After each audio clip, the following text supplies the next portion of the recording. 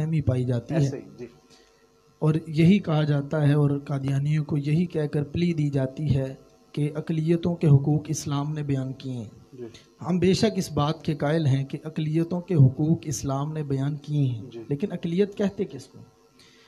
सबसे पहले तो इस बात को समझा जाए, अक़लियत वो होते हैं जो काफिर होते हैं। कादियानियों को हम आइन में काफिर कहते हैं, लेकिन वो खुद को काफिर नहीं समझते, वो खुद को मुसलमान कहते हैं।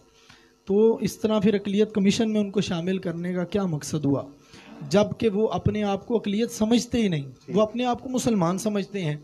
तो इस वजह से एक तो ये बात होगी, और दूसरा ये इस किस्म के काम करके फ़ायदा ये दिया जाता है चूँकि अक़लियतों को पाकिस्तान में इबादात के हवाले से आज़ादी है, तो ये इस तरह से कादियानियों को ये प्ली दी जा रही है कि वो भी अपनी मजहबी आज़ादी के तौर पर वो अपने मसाइल और अपने मज़हब की तरवीज कर सकें। हालांकि आइन के मुताबिक जो है कादियानी अपनी नमाज को नमाज, अपनी मस्जिद को मस्जिद, अजान को अजान और अपने आप को मुसलमान नहीं कह सकते। चाहिए तो ये था कि आइन को ना मानने की वजह से उन पर मुकदमा चलाया जाता, लेकिन इसके बरक्स उनको जो है मुख्तलिफ़ किस्म की सहूलियात दी जा रही हैं। तो बुनियादी फ़र्क जो काफिर और कादियानी और ये मुर्तद के खिलाफ के बारे में होता है वो ये है कि जो काफिर होता है उसके बारे में शरीयत ने बेशक उसूल बयान किए हैं और मुर्तद के बारे में भी उसूल बयान किए हैं।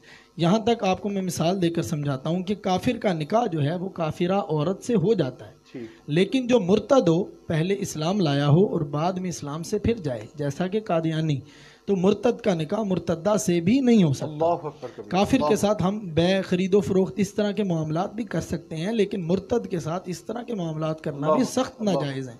तो इस वजह से ये बात समझने की है कि मुर्तद के अहकामात शरीयत मुताहरा में और हैं और काफिरों के अहकामात और हैं। बेशक काफिरों को हुकूक दिए गए हैं और वो पाकिस्तान में या किसी भी इस्लामी मुल्क में रहते हों तो उनको उनकी मजहबी आज़ादी दी जाती है और कहा जाता है कि आप अपने मज़हब के मुताबिक अपनी इबादत करें। लेकिन जो मुर्तद होता है उसके बारे में इस्लामी हुक्म तो ये है कि उसको 3 दिन तक हाकिम इस्लाम 3 दिन तक उसको मोहलत दे, उस पर इस्लाम को पेश किया जाए और कहा जाए कि तुम इस्लाम लाओ। अगर तो इस्लाम ले आए तो ठीक, अगर नहीं इस्लाम लाता तो हाकिम वक्त जो है उसके सर जो है वो तन से जुदा कर दे। ये हुक्म है उनके बारे में। लेकिन यहाँ पर